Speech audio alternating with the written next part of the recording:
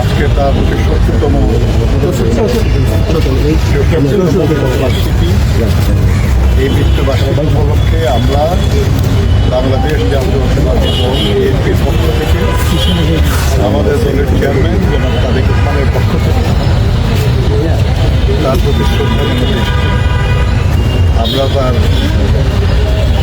কবরে পুষ্পস্তবক দিয়ে শ্রদ্ধা জানিয়েছি, দোয়া করেছি তার মাগফিরাতের জন্য।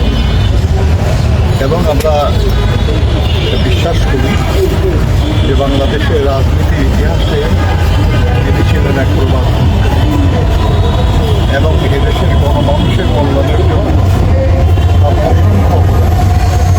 যেখানে তিনি সাহিত্য আছেন, এই ঢাকা বিশ্ববিদ্যালয়, এই বাংলাদেশের আদালত, এই বহু কিছু প্রতিষ্ঠার তার যথেষ্ট অবদান আছে।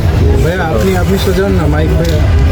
কৃষকদের জন্য তিনি যে প্রজাস্বত্ব আইন করিয়েছিলেন, এটা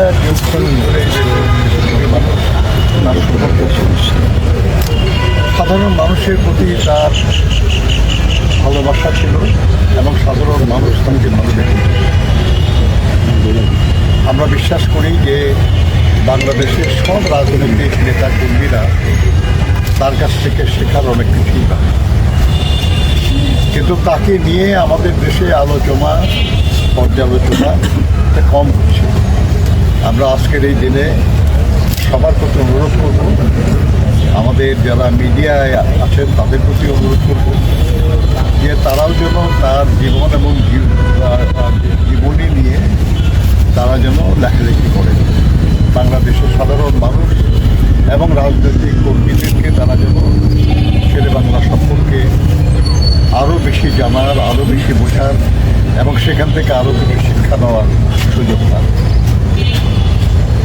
আমরা বাংলাদেশ জাতীয়তাবাদী দল, আমরা এদেশের মানুষের কল্যাণে যারাই কাজ করেছেন দলমত নির্বিশেষে আমরা সবার প্রতি শ্রদ্ধা জানাই, সবার কাছ থেকে আমরা শেখার চেষ্টা করি। শহীদ জিয়াও সেটা করেছিলেন।